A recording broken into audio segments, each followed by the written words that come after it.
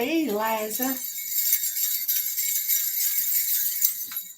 How's it going?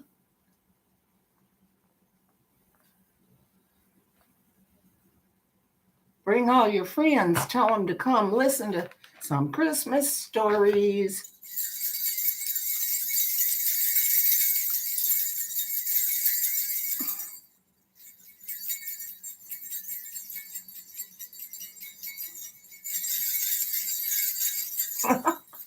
I'm doing fine. Doing fine, hon. Hey, Nora. Nora Woods.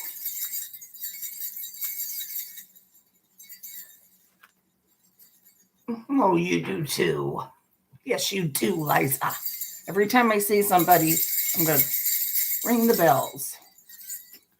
Ring those Christmas bells. All right. Let's get started and maybe people will show up, right?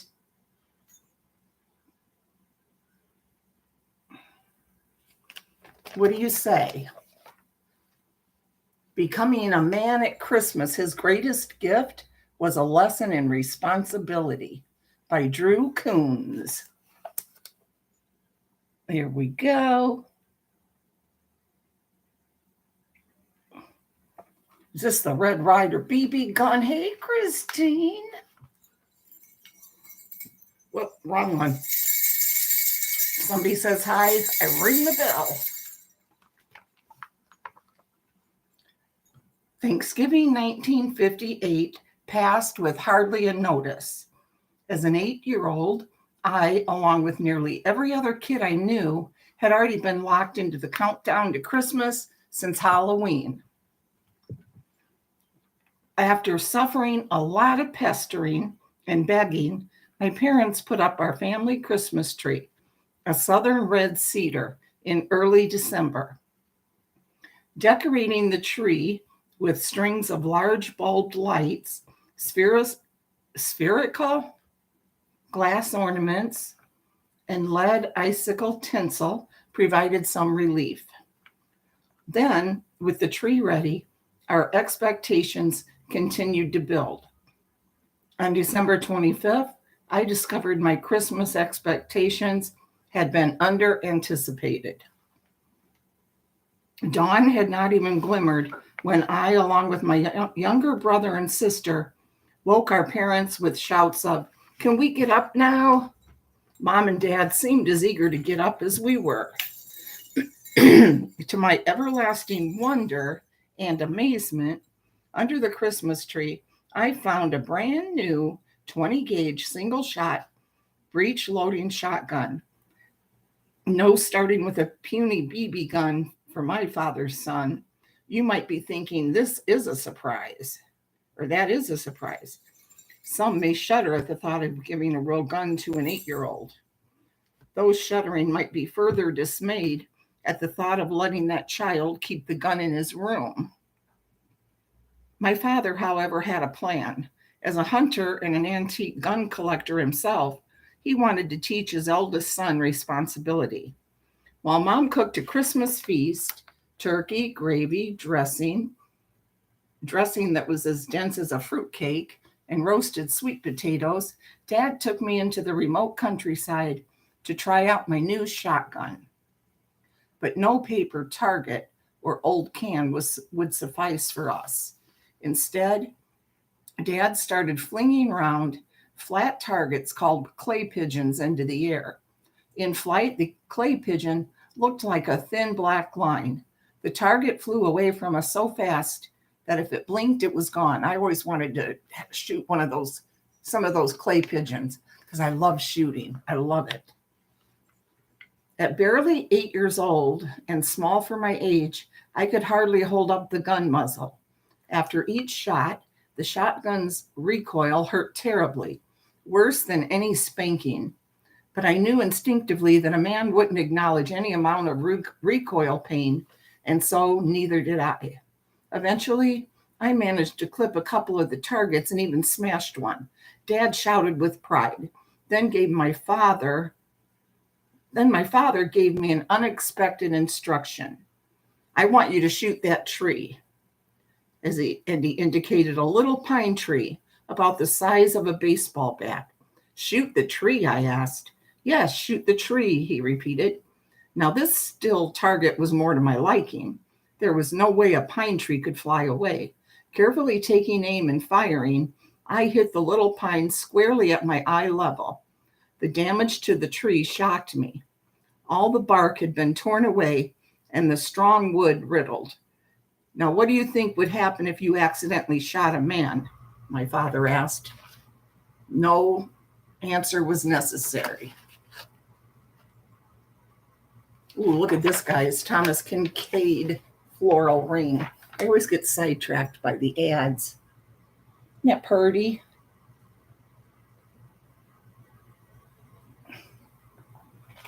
Hey, Fox. Fox. Can't hear me. I was going to ask her to bring little Miss Minnie in. Let her see. Did you guys see her?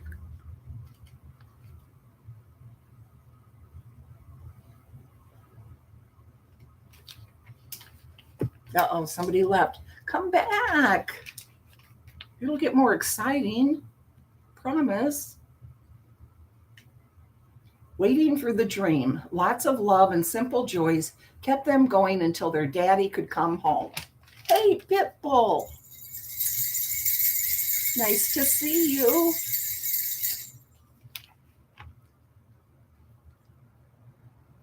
He does. He has some beautiful things. Here's a picture of Mariah with her younger sister, Linda, celebrating their birthdays in July.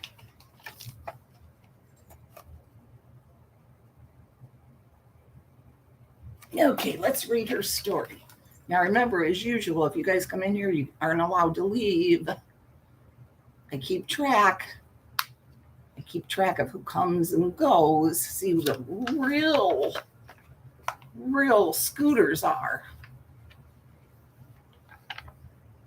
Days could be somber in our small Indiana town in 1952. Hey, Danielle. Yep, jail. So nice to see you. We've all been missing you. I know you're so busy, always helping out with your family. Guys, look who stopped in. We love you so much, Danielle.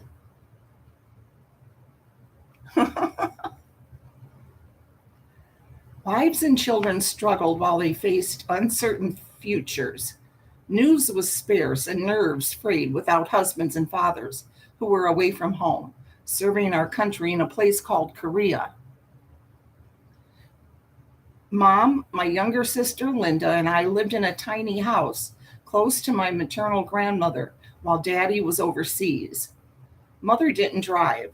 On days when weather cooperated, we would walk a short distance to visit Grandma. Her household was much livelier. It was filled with aunts coming and going to jobs and working at domestic chores, but they were never too busy to help one of their nieces find a missing puzzle piece or play a game of jacks. Special as those visits were, the high point for Linda and me was a stop on the way home at the grocery store 2 blocks from our door. The store was owned and operated by Rainey Westry, a tall man with white hair who wore dress pants and a white shirt with a bow tie. He was swathed in a crisp white apron that hung from his neck to his knees and tied in front. I never saw or heard of a Mrs. Wester. He occasionally employed a stock boy, but usually Mr. Wester ran the store alone. Don't leave. I'm going to grab little Miss Minnie. She'll give you guys something cute to look at.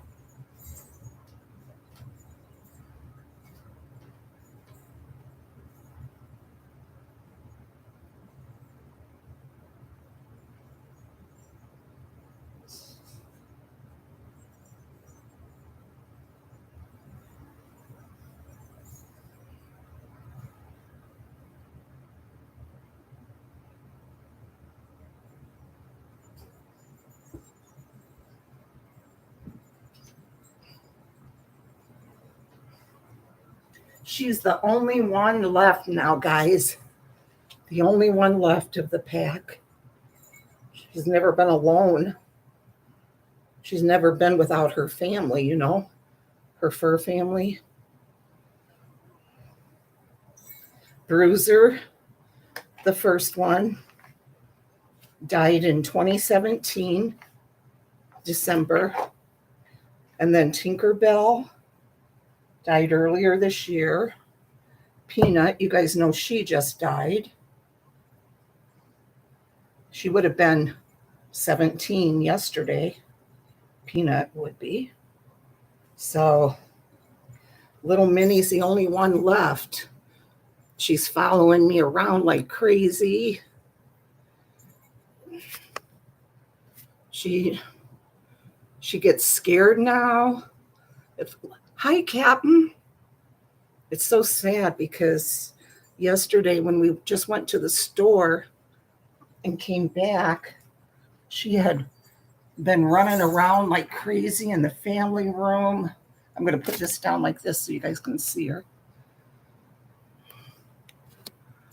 She was running around in the family room like crazy.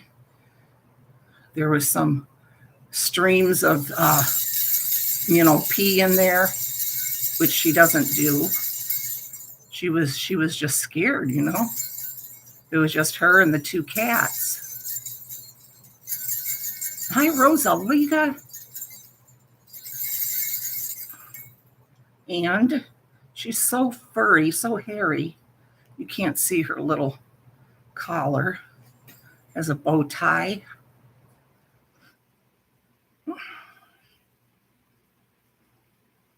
A bow, I mean.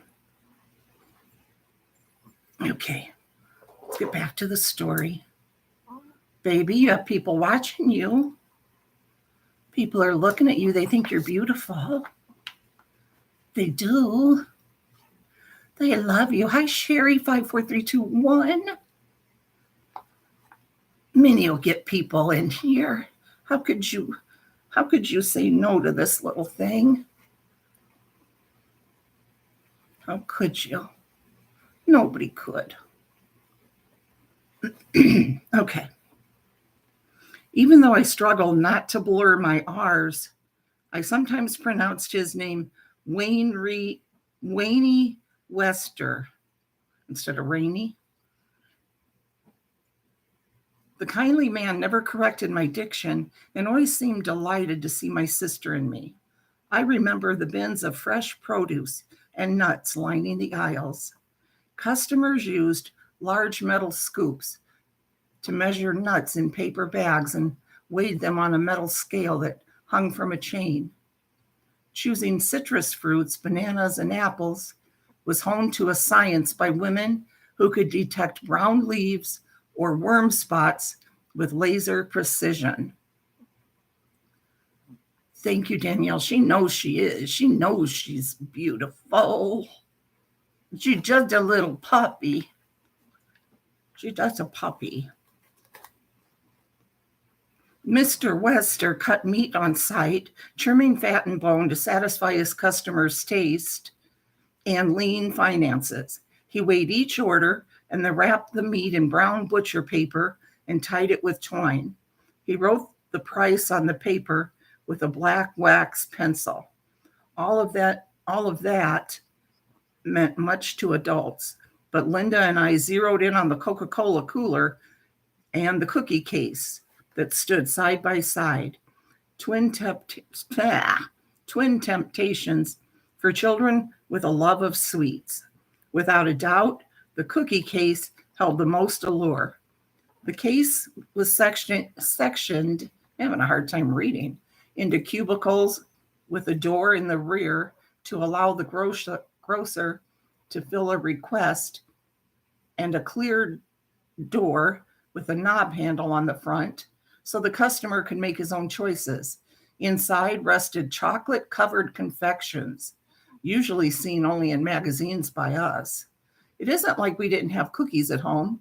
Mama and Grandma were both excellent cooks who spent most of their days in the kitchen preparing meals for their hungry families. Oatmeal raisin and peanut butter cookies were standard fare, but chocolate-covered cookies were a delight rarely seen in our house, except at Christmas. Linda was quick to choose pinwheels as her favorite, a cookie topped with marshmallow and dipped in chocolate. Ooh, that sounds good, doesn't it?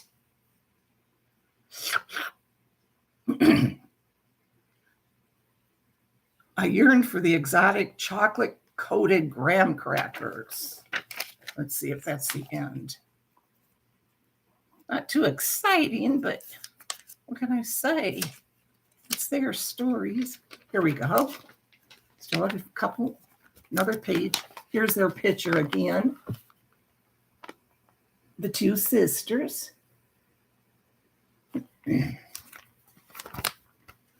The store was packed with people when we entered one sultry afternoon. Loiterers on a bench gossiped about politics and offered predictions of how much longer the war would last. Linda and I didn't understand much about this mysterious place called overseas and quickly lost interest. We drifted toward the cookie case, casting covetous eyes over the counters. Mom glared at us and then began filling her shopping basket. I could see that. She had given us her usual strict rules before we entered the store. They boiled down to keep your hands in your pockets and speak only when addressed. It wasn't my practice to defy Mother, but chocolate-covered cookies were at stake. Would you girls like a cookie? Mr. Wester asked. Linda had the good sense to remain silent. Never one to heed discretion, I piped up in a loud, reedy voice, Mom said not to ask for anything. The conversation died. Mom came tearing down the aisle to apprehend her tactless daughter. Mr. Wester broke the tension with an uproarious laugh. Don't scold her, he said to Mom, as he presented Linda and me with our cookie preferences. A good laugh is hard to come by these days. Our family was overwhelmed when Daddy came home from Korea. The next year, we moved to a new home across town. We still walked to Grandma's almost every day while Daddy worked. The grocery store in our new neighborhood was modern with wider aisles. It lacked a Coca-Cola cooler and my beloved cookie case. We seldom returned to Wester's Grocery, but the memory of those magical visits remain with me. You guys want a little Christmas trivia for a minute?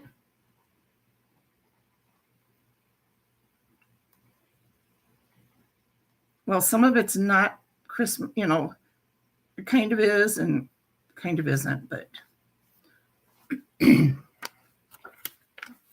just see if you can come up with the names so quick, okay? All right. This is somewhere that kids play. And by the way, I'm just making these up. But I'm looking at a crossword puzzle here, so I'm using the words. Somewhere kids play.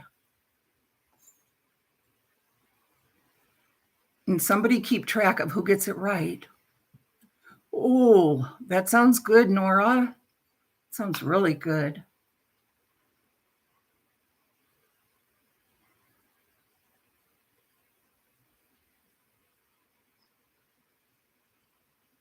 No, Liza.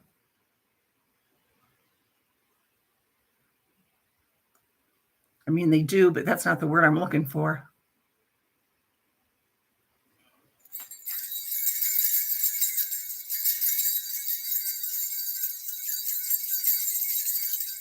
Nope, not that, Pitbull. Something at your home. Something at home where kids play. Nope. Nope. Nope.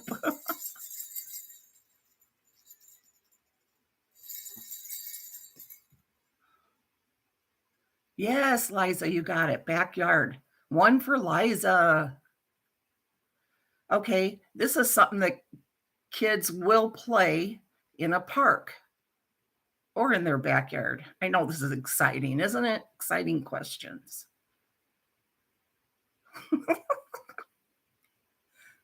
Under my feet.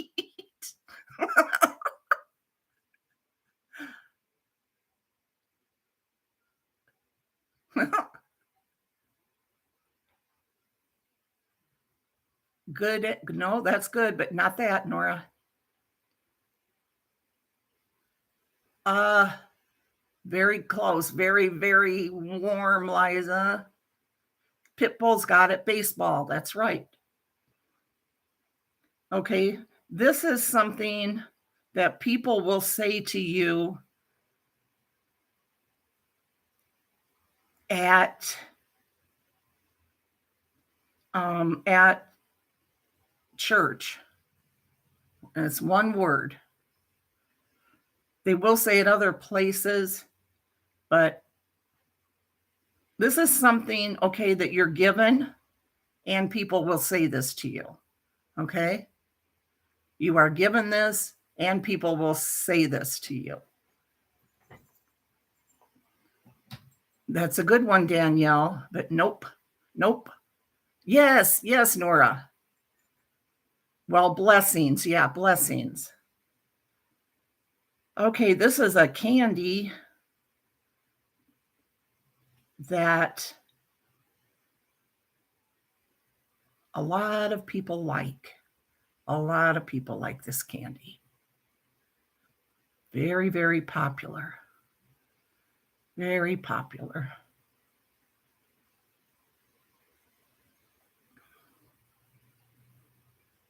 Comes in all different forms. Well, I don't need the name. I just need what it is. It could be any brand. Yes, chocolate. This is something you get in your stocking if you've been bad.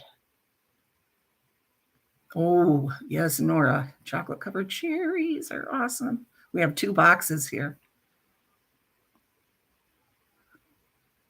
Yes, Lady Elaine Cole. This is something I just talked about in the story, this next word, that the little girls wanted really bad.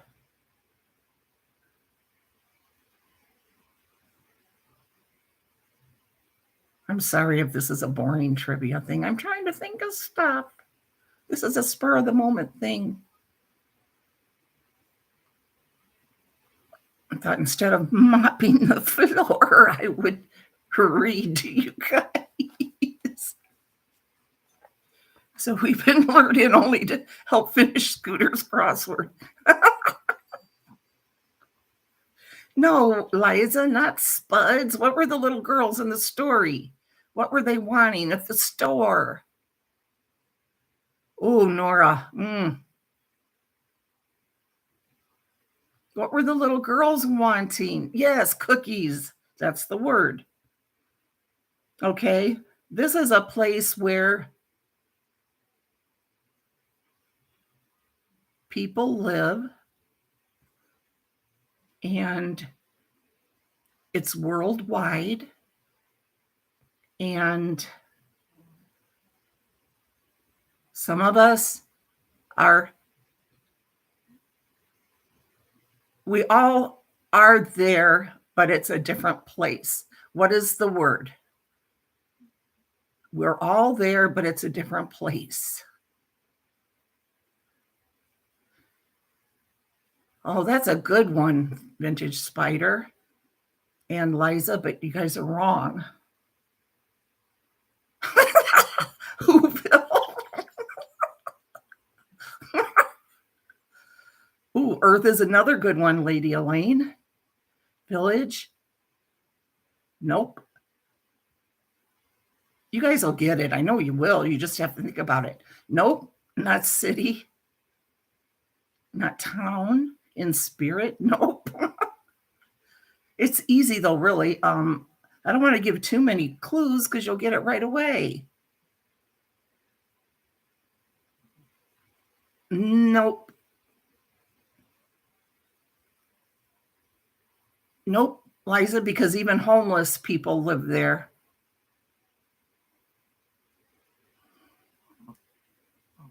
If I make it a little clearer, you guys are going to get it way too fast. So that's why I'm being vague. Nope, not the world. Somebody said Earth, Lady Elaine. Everybody is there. Everybody is there.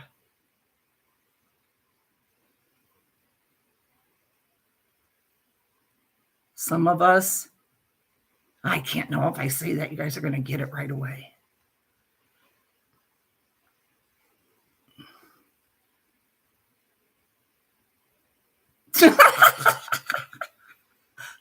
Nope, no, Liza, no, Danielle. Nope, Nora, but that's a good one.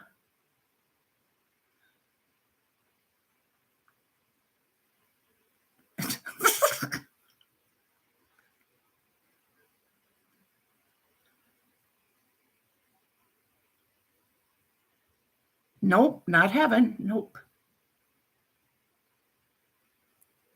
We all live there right now.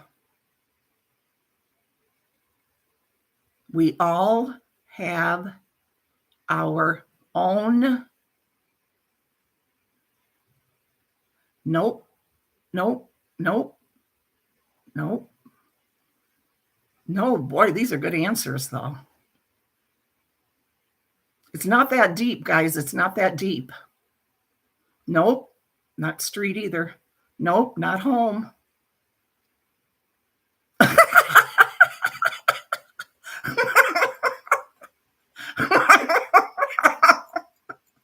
Nora. Oh, that's funny. Let's see. I'll give you one more hint. Maybe we're skin. Our own body. Christine's getting she's getting a little aggravated. She's like, just tell us.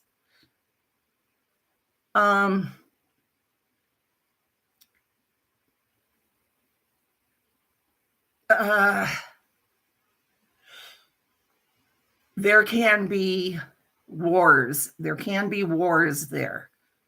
There can be peace there.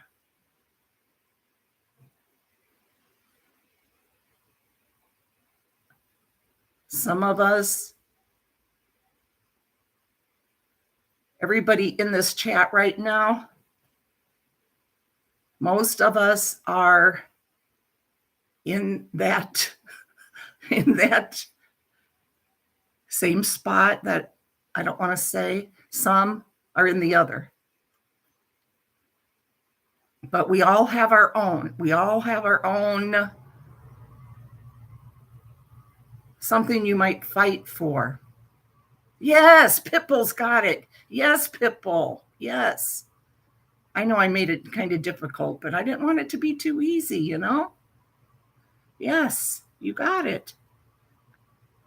Okay, this is something that you have usually at Christmas. I mean, usually Thanksgiving, but you have at Christmas time too. You can eat it, you can decorate with it. Indians used to make dye with it.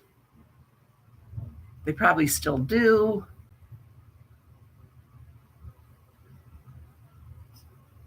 I hope somebody's keeping track.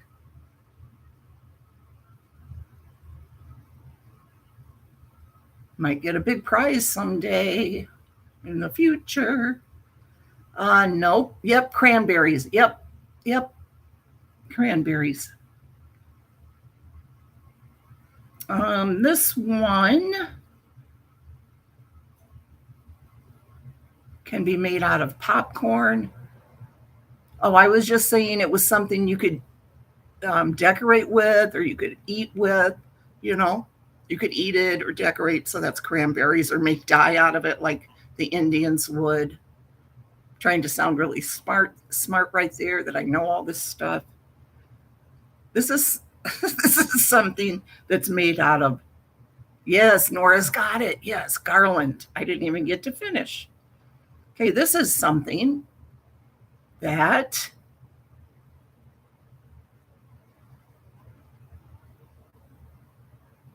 is very popular at Christmas. Very, very popular. Very popular. It's what a lot of people wait for, especially if you're a child.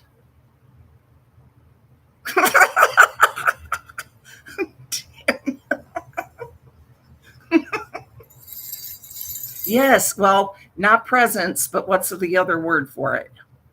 Very close, though. The Grinch. Yeah, Liza, you got it. Gifts. Yep.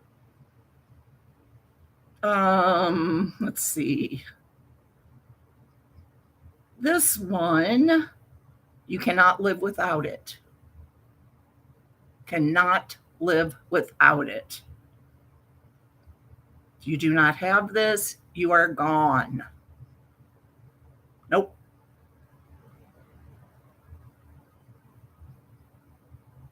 All good guesses. You guys are smart. Danielle. You gotta have.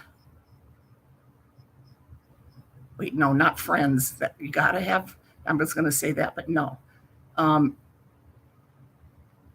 You might say, why don't you have? Why don't you have a beer?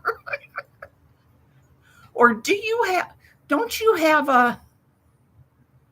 This is Miss Minnie. Miss Minnie's her name. She's the last one of the pack left. Nope. Little Minnie. Yes, Captain, you got it. Heart. Okay, now this one gonna be super easy. Everybody has this unless you don't. Everybody has this unless you don't. I should really start making up these puzzles on my own. I'm pretty good at it. Hi, Video Reel. Right. Everybody has this unless you don't. Husband? Nope. Nope. We were already talking about this earlier, though. So it should kind of be you were close with love, yeah? Nope. Nope. Good answer. Yes, Liza's got it. Home. You either have a home or you don't. Home is where the heart is. Right now, I'm sitting somewhere. Where am I sitting? Common sense, Nora.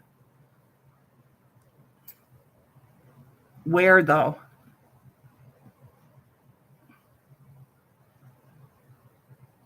Where am I sitting?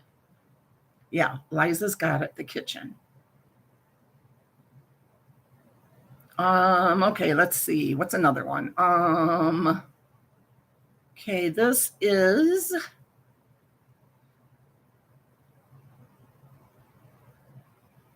someone you may know or may not. You may or may not know this person.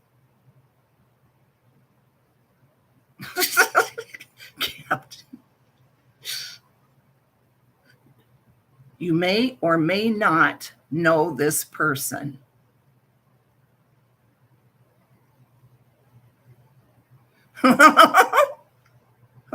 Rosalita.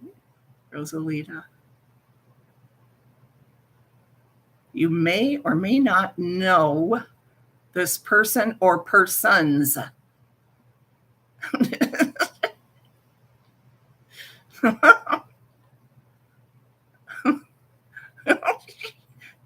Nope. Good guesses. Good guesses.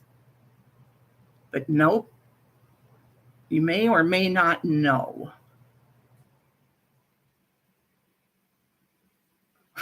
No. And they live close by. They live close by. Nope, not a priest, not an in-law, not siblings. Serial gay. Your neighbors. Yes, neighbor. Okay, this is something that kids, like when my dad was growing up and my mom, and even when I was a kid, okay, this would be in our stocking.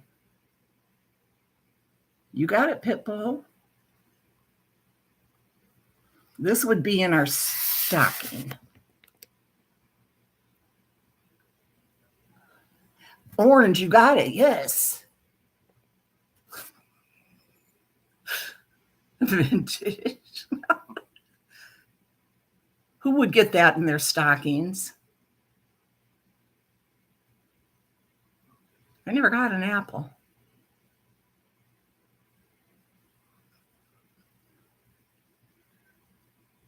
Your mom said that a lot, vintage? They say that, see, this is because I am very smart and I try not to let people know how smart I am because people get jealous and everything.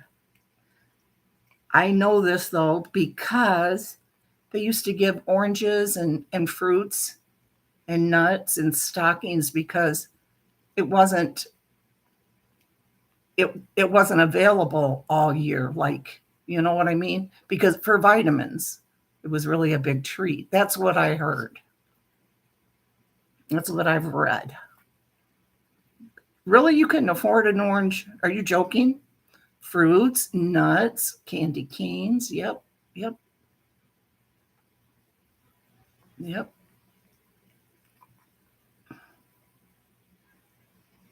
This you put on your tree or in your house. Yes, Laura Ingalls always got a penny. Not saying you are old. Oh, hell, stopped just sticking myself further. Yes, she got a shiny new penny that one Christmas.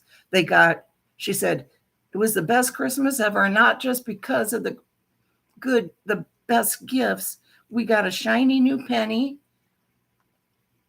a cookie that Mom made. And there was one other thing, I think an orange or something. I don't know. I used to know what it was, but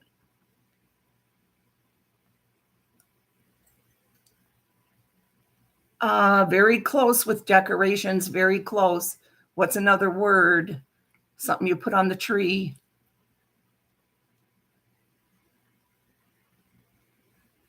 Yes, yes, yes, Captain.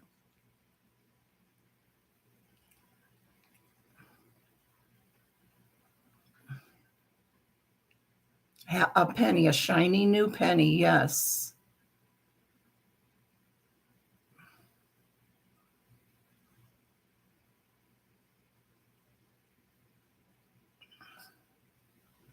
Yeah, shiny new penny.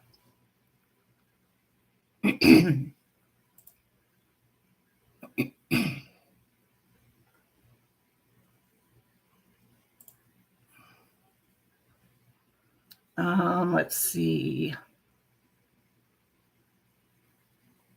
Did we get it? Anybody? I know, right?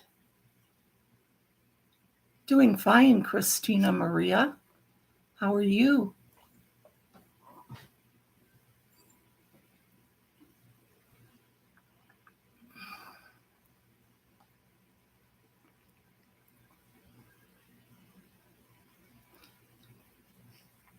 Wow, okay, you're a Little House fan, just like me, Captain.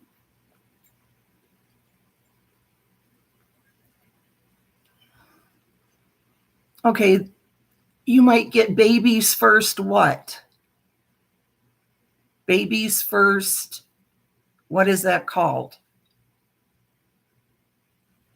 Sixpence in your Christmas pudding. How much is 6 foot? Ah, sixpence, Pitbull. Thank you, Rosalita Marie. Ornaments, yes, Captain. Yes.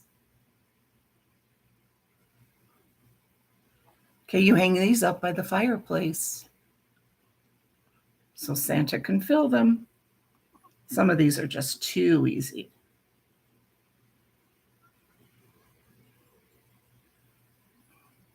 We have to come up with something. Yep, stockings. This is something that you put in the turkey.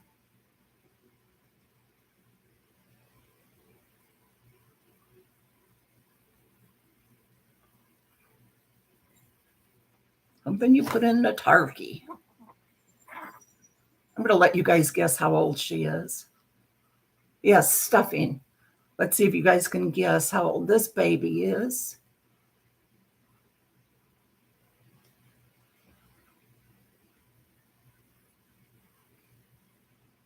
Stuffing, Nora. I wish I could make a good stuffing. I've never had to make it really, 10 and 11. Nope. They think you're 10 or 11.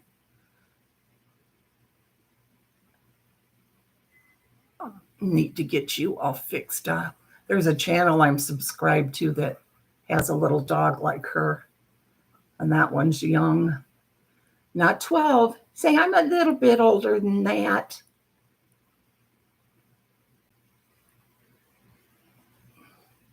I'm a little older than 12. Not a whole lot, but a little older than 13.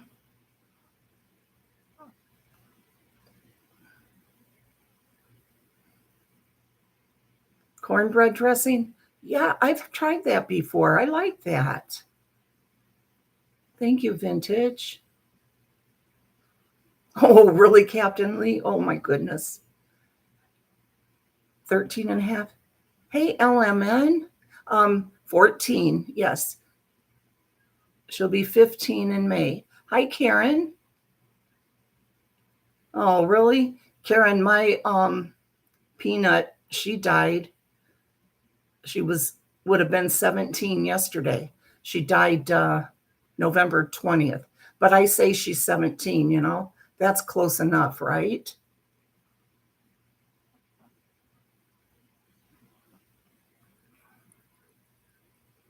I hope your baby gets better.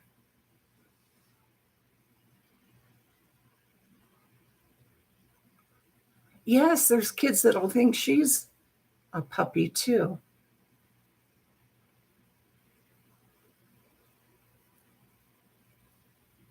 Baby girl. I'm just worried only because I lost my little Ginger a year ago, still not over it. Yes, they really, they're part of your family.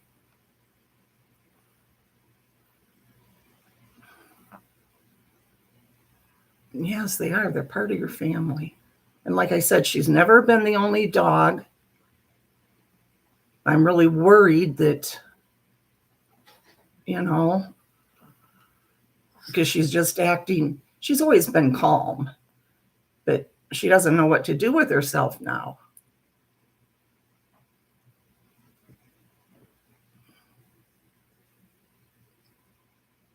Oh, that's so sad, Karen.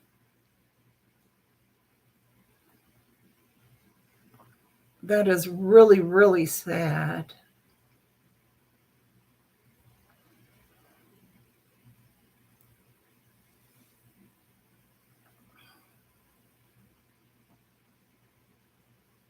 Very sad.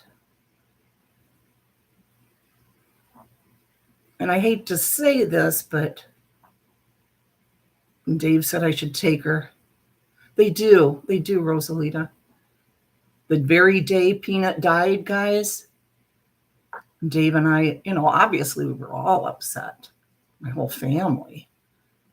I mean, she's been around for so long, for so long. And,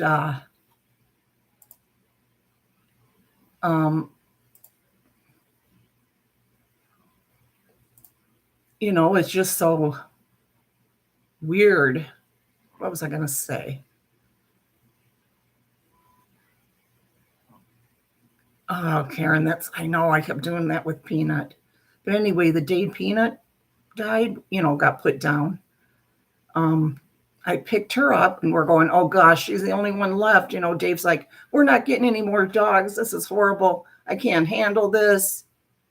I go, well, she seems to be doing good. But now, as soon as I picked her up, there is a lump here. But I think it's like a cyst because it moves around. It's not attached to her body. I'm thinking maybe a fatty cyst or something. She does need a buddy, Danielle.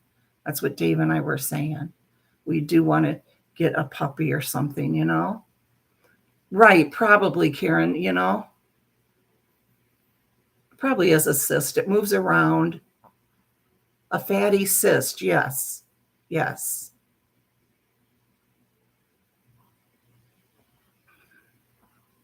It will, I think so, Danielle. She was the black sheep, too. She was the very last one on the totem pole with the 4 of them. Peanut never treated her like her own child. She was the redheaded stepchild. Okay, Danielle. All right. Yeah, that's what I hope. I think too. So she was just used to her part in the pack. So Dave's like, if we get another puppy or something, she is going to be bossing that thing around like crazy. She chases Garnet. She doesn't mind Mittens at all because Mittens has been around forever, but Garnet, she goes after her. Right, Rosalie, right. Rosalita. She'll be the alpha. Yeah. That's true, Captain. I was thinking about going to the shelter. 2 of them, vintage. Mittens is, I don't know, 10, 11. I have it up there. And then Garnet, Garnet's that wild kitten that adopted us last year. And she's a nutcase, but we love her. I know, Karen, that's what I was thinking too. It's hard to decide. Okay, good, Christina. Oh, yeah, I mean, they're all, they were all used to each other. Yeah. So it's just her now and 2 cats. And I don't know, she's been really depressed. She's not really eating unless I look at her. And then she'll run to her dish and start eating and wagging her tail. It's like she has to have me watching her. Right, Captain. Yep. Yep.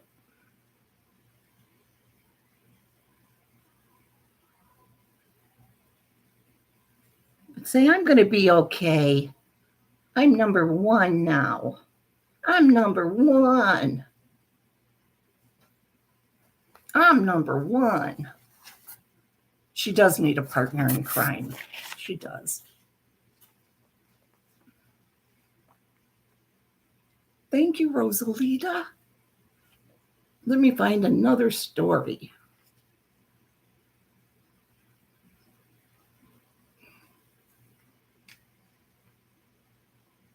Oh, here we go. This is just little blurbs people sent in called Bits and Pieces. It says 1965, our year of first. How did 1965 get to be such a date in time with lots of first for us? We married May 1st, 1965. Eric was from Michigan, but he was in the Navy, stationed at Guantanamo Bay, and I was finishing nurses training in Iowa. You can lay back down, baby. As soon as we could, when he was reassigned to Portsmouth Naval Shipyard in Maine, we got our first little apartment. Did I say little? It was almost 300 square feet. Now they'd call it a tiny house. Christmas was coming. We found a table to put our Charlie Brown Christmas tree on. Our first tree. with one string of lights, a garland, a box of bulbs, and a package of tinsel. It was the prettiest tree you ever saw. Oh, she sure is. She is the only, she still brings stuff in, animals constantly. Let's see. I made us matching nighties, his with a matching nightcap. He indulged me by wearing it and allowing me to take a photo. In our galley kitchen, we prepared our first Christmas dinner. A card table in the middle of our living room was laden with food, complete with candles and a lace tablecloth, which I still have. We were more than 800 miles from either of our families, celebrating our first Christmas as happy as could be. And we were so glad his ship was in port and he did not have duty. Here is their picture. Their first Christmas as husband and wife. Eric agreed to wear the matching nighties and the nightcap Jeanette had made.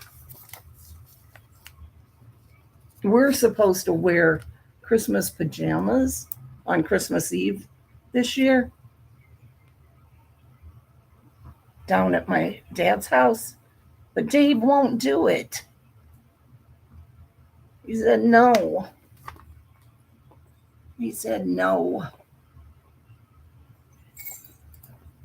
Look at her making her bed.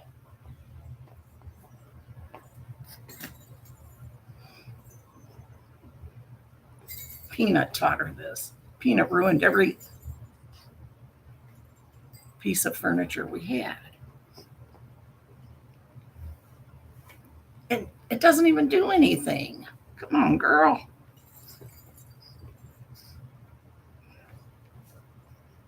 I know you guys with chihuahuas, I'm sure your dogs do that too. Okay, let's see.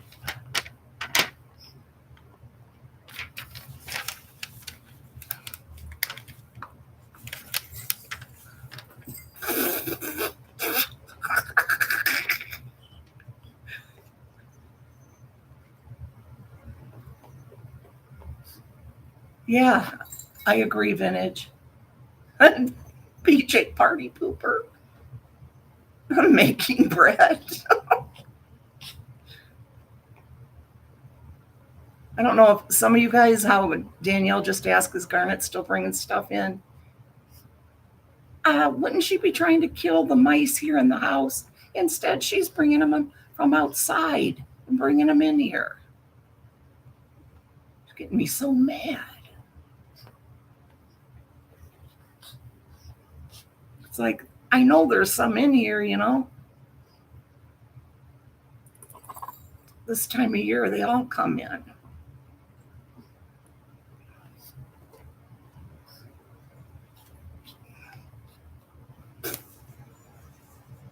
Okay, I'm going to read another one. And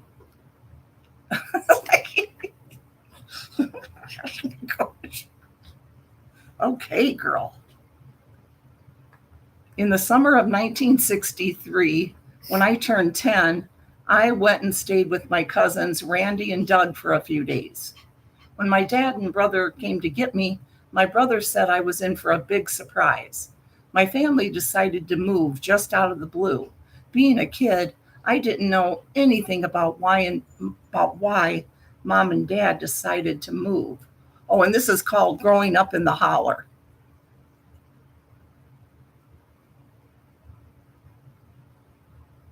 Oh, very cool, Liza. I know, Karen. On the trip to our new home, my brother told me about the wonderful place we had moved to. It had a basketball court and a swimming pool, and the house sat up on a hill. We drove about a mile up the road from Grandma Cook's house and turned onto a dirt road that went up into a holler. There were a lot of small trees and brush along the road, and when we got past them, I could finally see the house. I was shocked. It was made from sawmill cut boards and had strips of wood covering the cracks to keep the wind out. It had 4 rooms, a living room, a kitchen, and 2 bedrooms. There was no bathroom, only an outside toilet. Here's a picture of it. Okay, remember this is in the holler, as they call it. Let's see.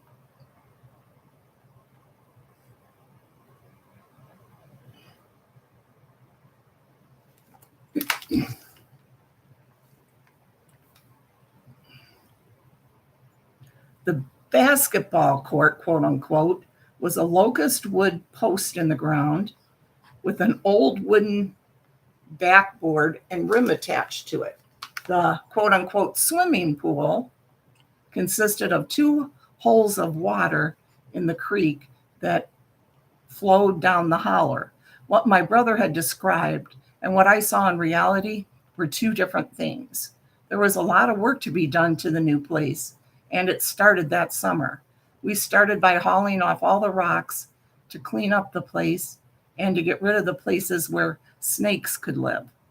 I cut down a lot of trees in the early years and got to where I enjoyed using a double bitted axe. I remember cutting trees down between the road and the bottom where the basketball court was. It was on an old railroad grade. After the trees were gone, my brother and sisters and I would dig up the rocks and haul them over to the creek with a wagon. Dad would give us a dime for each wagon load. After we cleaned up the railroad grade, Mom planted flowers there every year, all kinds of flowers, but mainly dahlias and also roses, daisies, pansies, gladiolas, and others. Over time, we got the place looking better. We planted a large garden every year. We had 3 fields to plant. We grew corn, beans, potatoes, onions, lettuce, carrots, radishes, and other things. We also planted strawberries, and we picked wild blackberries and raspberries to make jelly. We raised hogs to butcher each fall, and we had chickens for eggs and to eat. We worked the garden in the summers and fed the animals all year round.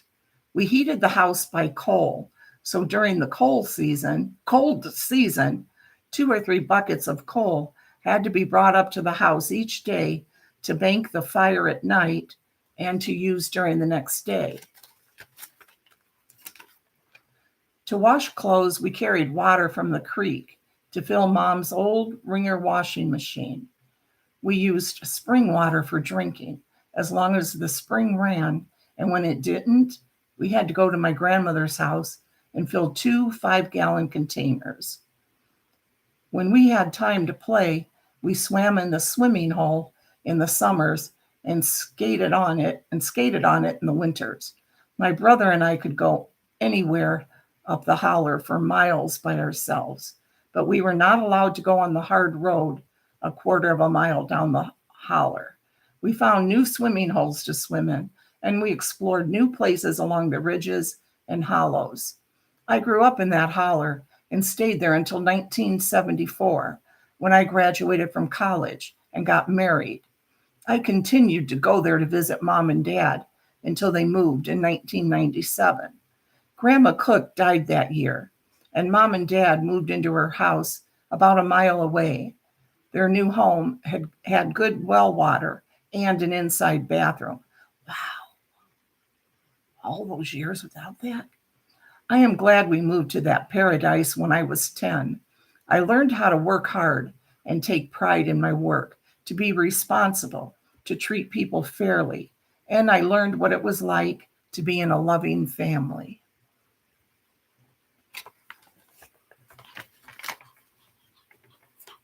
And I think we'll do one more and then I'll be done for now.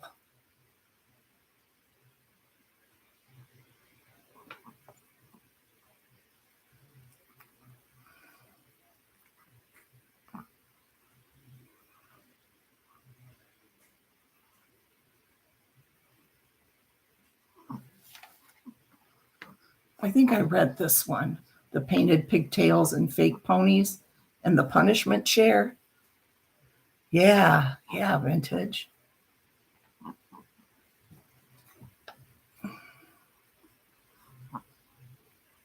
You hate snakes, Captain? Dave used to have some. He had one just like Nicole's, but he used to have a bunch more.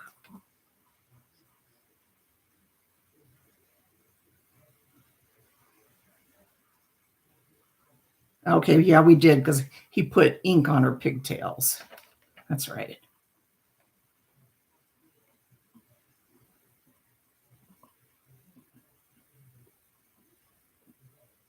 Now, here's a real old story. We'll go with this one to end with.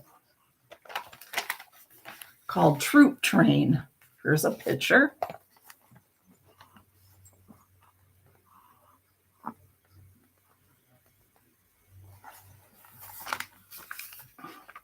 They were happy to run errands in return for souvenirs by Thomas J. Jackson.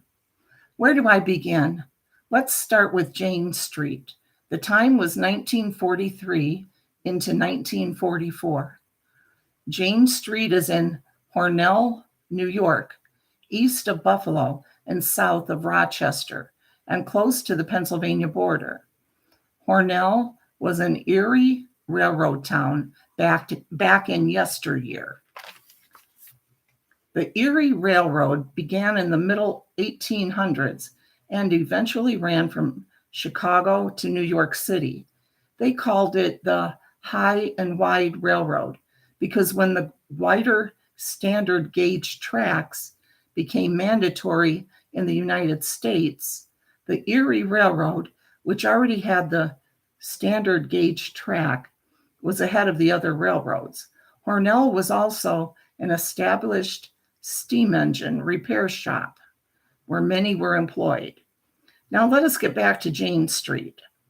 The street was the home of regular working class families and lots of kids. If I remember correctly, at least 15 kids lived on Jane Street alone, not to mention all the kids from the neighboring streets. I lived on John Street, John and Jane Street, and our home backed up to my grandmother's house on Jane Street. So I was always on Jane Street. There, kids with names like Gooch, Shinzy, the twins, Jake and little Joe, were all my friends. Oh, look how cute. She just flipped over so I could rub her belly.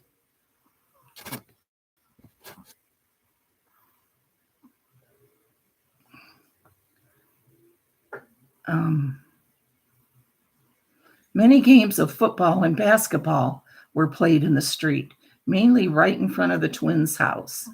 A time or two, we had to tape the baseball because the seams were coming apart. Now at the end of the street was the Erie Depot. It ran from Jane Street to Erie Avenue, 1 block over. That beautiful building is still standing today. There was an opening at the end of the depot so that we could see the various trains, mostly passenger trains, coming and going. During World War II, many troop trains came through Hornell. When a troop train came early in the morning between 5 and 6 a.m., they would run the troops up and down the streets around the depot just to exercise them. You could hear the thump thump of their boots on the pavement. Of course, it woke everyone up, and I still remember all the dogs in the neighborhood going berserk. If we were playing baseball on Jane Street and a troop train passed through, a yell would go up, "Troop train!" and away we went to the depot. There we ran errands for the troops, mostly getting small stuff like candy and ice cream. Remember, ice cream was hand-packed in those days, and the first one to the dairy was first in line. I had long legs, and I usually got there first. The soldiers usually offered us money, but we were not interested in money. We only wanted some sort of souvenir, army patches or stripes. My older sister and some of her girlfriends offered the soldiers magazines and cookies. They would write their names in the magazines and tell the troops they would write to them. My sister did write to several. One time a soldier, a sergeant, asked me as we snuck around the corner of the depot if I could get a case of beer. I said I was too young.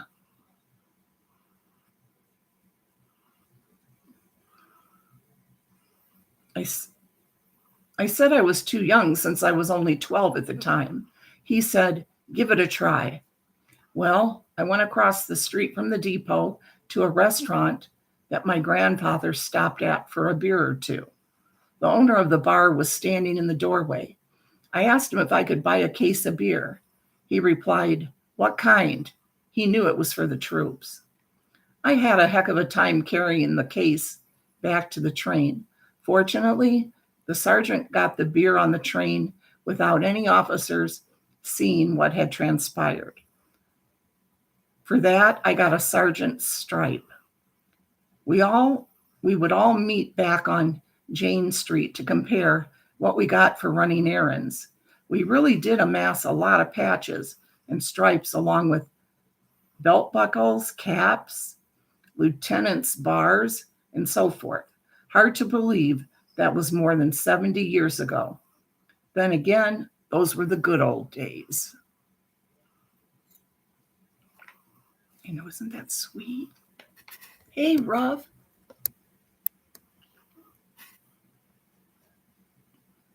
She's getting her love, guys. She's getting her love. That's the last story for tonight. I really appreciate you guys coming and listening.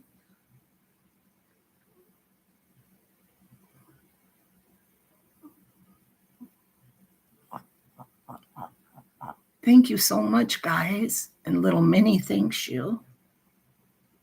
She's like, "Thanks for putting up with her. You got her out of my hair for a while." And she's given me lots and lots of massages right now. Thank you, Karen. She better be. She was very, very expensive back in the day. But we just couldn't resist. I wanted her. And she's been a great little dog, and she still is. Okay, love you guys, and see ya later. Worth every penny is darn right. You're welcome, Danielle. Yes, everyone, have a great holiday. See you very soon. Thank you, Liza. You guys are so sweet. Okay. See you next time, guys. See you at Carolyn's too. All right, love you guys. Bye-bye.